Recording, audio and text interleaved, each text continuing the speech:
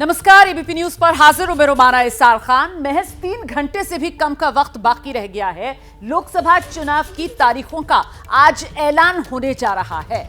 आपको बता दें, 2019 में 7 चरण में वोटिंग हुई थी। 11 अप्रैल से सिलसिला शुरू हुआ था, 19 मई तक चला था और फिर 23 मई को नतीजे आए थे। आज भी यही उम्मीद की जा रही है, 6 से 7 चरण में ये चुनाव होगा। इस बार इंतजार कीजिए, 3 घंटे से भी कम का वक्त बाकी है। और इस बीच ये जो तमाम तस्वीरें आप मेरे इर्द गिर्द देख रहे हैं, दरअसल इस साल आज 16 मार्च है, मतलब जनवरी, फरवरी और करीब मार्च का आधा महीना। इन 2.5 महीने में प्रधानमंत्री नरेंद्र मोदी ने देश के अलग अलग राज्यों में जाकर जिस तरीके से 12 लाख करोड़ की योजनाओं का या तो उद्घाटन किया है या शिलान्यास किया है, ये उसी का एक पूरा ब्यौरा आपके सामने है। फिलहाल आज जब लोकसभा चुनाव की तारीखों का ऐलान होगा, उस वक्त भी प्रधानमंत्री नरेंद्र मोदी दक्षिण भारत में होंगे। इस साल के शुरू से ही पीएम मोदी लगातार ताबड़तोड़ अंदाज में, चुनावी मोड में एक जगह से दूसरी जगह रैलियां करते हुए नजर आ रहे हैं। देश के अलग अलग हिस्सों को सौगात देते हुए नजर आ रहे हैं और उसी की बानगी ये इन तस्वीरों में मेरे इर्द गिर्द आप देख रहे हैं। अब आज चुनाव की तारीखों का ऐलान, मतलब आज जैसे ही चुनाव की तारीखों का ऐलान होगा, जो चुनाव आचार संहिता है वो फौरन लागू हो जाएगी। और ऐसे में विज्ञान भवन पर इस वक्त तैयारियां किस तरीके की चल रही हैं, क्योंकि यही विज्ञान भवन पर ही चुनाव आयोग की तरफ से प्रेस कॉन्फ्रेंस की जानी है। पहले आपको अंकित गुप्ता की एक रिपोर्ट दिखा देते हैं। विज्ञान भवन में दोपहर 3 बजे होनी है, चुनावों की तारीखों का ऐलान होना है। उसको लेकर के विज्ञान भवन में तैयारियां कैसी हैं वो आपको दिखा देते हैं। देखिए, इस वक्त जो है चुनाव आयोग में तैयारियां जो है की जा रही हैं। और इस वक्त अगर मैं बात करता हूं विज्ञान भवन की, तो यहाँ पर किस तरीके से चुनाव का पर्व, देश का गर्व, ये संदेश लेकर के जो होर्डिंग्स तैयार किए गए हैं वो विज्ञान भवन के अंदर जा रहे हैं। देश का गर्व, चुनाव का पर्व, ये वो स्लोगन है जो चुनाव आयोग की तरफ से दिया गया है। और अगर हम जो बात करते हैं जो है विज्ञान भवन के बाहर की, तो वहां पर तो इस तरीके के होर्डिंग्स सुबह से लगे हुए हैं। प्रेस कॉन्फ्रेंस को लेकर के प्रेस सम्मेलन है, लोकसभा का साधारण निर्वाचन एवं राज्य विधानसभाओं के साधारण निर्वाचन 2024, और जो दिन है वो है 16 मार्च का, यानी कि आज का वो दिन है। और इसको लेकर के जो है विज्ञान भवन में तैयारियां शुरू हो चुकी हैं।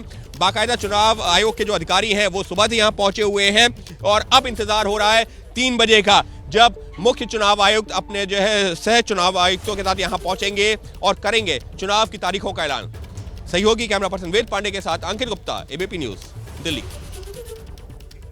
तो चुनाव मतलब लोकतंत्र का सबसे बड़ा पर्व और उसी की तारीखों का ऐलान जो आज होने वाला है। इस बीच हम देश के अलग अलग राज्यों के सियासी समीकरण को लेकर चर्चा कर रहे हैं। बंगाल की अब बात करेंगे। संदेश खाली को लेकर खासतौर से काफी सुर्खियों में बंगाल रहा है। एबीपी न्यूज सी वोटर के ओपिनियन पोल का आंकड़ा भी सामने आ गया है, और वो आंकड़ा क्या है जानने के लिए सीधे आपको लेकर चलते हैं डेटा सेंटर शीरिन के पास। बिल्कुल रोमाना, तो पश्चिम बंगाल की बात कर लेते हैं। और देखिए, जिस तरीके से 2024 का ये मुकाबला और उससे पहले देश का सबसे बड़ा ओपिनियन पोल एबीपी न्यूज ने अपने दर्शकों के सामने रखा, 42 लोकसभा की सीटें। और देखिए ओपिनियन पोल सर्वे में क्या निकलकर सामने आया कि एनडीए को यहां पर 19 सीटें मिल सकती हैं। इंडिया गठबंधन 0, देखिए क्योंकि टीएमसी यहां पर अकेले चुनाव लड़ रही है, तो 23 सीटें यहां सीधे सीधे टीएमसी को मिल सकती हैं और 19 सीटों पर एनडीए को संतोष करना होगा। तो पश्चिम बंगाल की ये 42 लोकसभा सीटें और उसका ये पूरा लेखा जोखा सामने है। और आइए अब आपको ग्राउंड पर लिए चलते हैं। मनोज्ञा लोईवाल इस वक्त ग्राउंड जीरो से हमारे साथ जुड़ी हुई है। मनोज्ञा, ओपिनियन पोल के लिहाज से तो हमने अपने आंकड़े अपने दर्शकों को बता दिए, लेकिन आप तो अभी मौजूदा समय में ग्राउंड पर मौजूद हैं। आज चुनाव की तारीखों का ऐलान हो जाएगा, उससे पहले क्या चल रहा है जनता के मन में?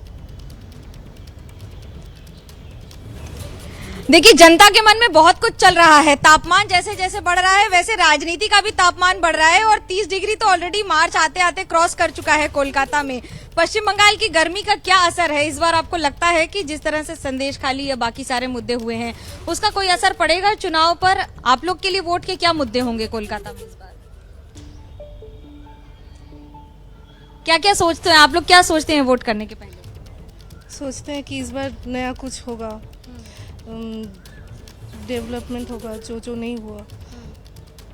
आप क्या सोचते हैं? आपको क्या लगता है, यहाँ पे रहते हैं, क्या क्या मुद्दे हैं आपके? इंडस्ट्री तो उतना आया नहीं, तो इस बार मतलब वही सोच रहे इंडस्ट्री आएगा तो और भी अच्छा होगा। मतलब कर्म संस्थान वो सब बढ़ेगा यही। ये बहुत सारे मुद्दे हैं जो आप विकास की बात करते हैं या फिर बाकी सारे मुद्दों की बात करते हैं। इस बार क्योंकि संदेश खाली का मुद्दा दक्षिण बंगाल नहीं पूरे बंगाल में बहुत बड़ा रहेगा, तो वहीं उत्तर बंगाल में भी गोरखा लैंड हो या फिर चाय बागानों का मुद्दा हो या फिर वहां की अपनी स्थानीय अस्मिता की बात हो जिसमें राजवंशी हो, और एक मामला बहुत बड़ा होगा शिरीन, मैं ये मानती हूँ कि सीएए का मुद्दा बहुत बड़ा होने वाला है पश्चिम बंगाल में, जिसका असर 10 से ज्यादा सीटों पर पड़ता है, खासतौर से बॉर्डर एरियाज में, और उसका फायदा या नुकसान किस राजनीतिक पार्टी को होगा ये इस बार चुनाव में पता का मुद्दा, दूसरा संदेश खाली का मुद्दा, इन दो मुद्दों को लेकर आप कह रही हैं कि पश्चिम बंगाल की जो सियासी फिजा है उस पर ये मुद्दे असर डालेंगे।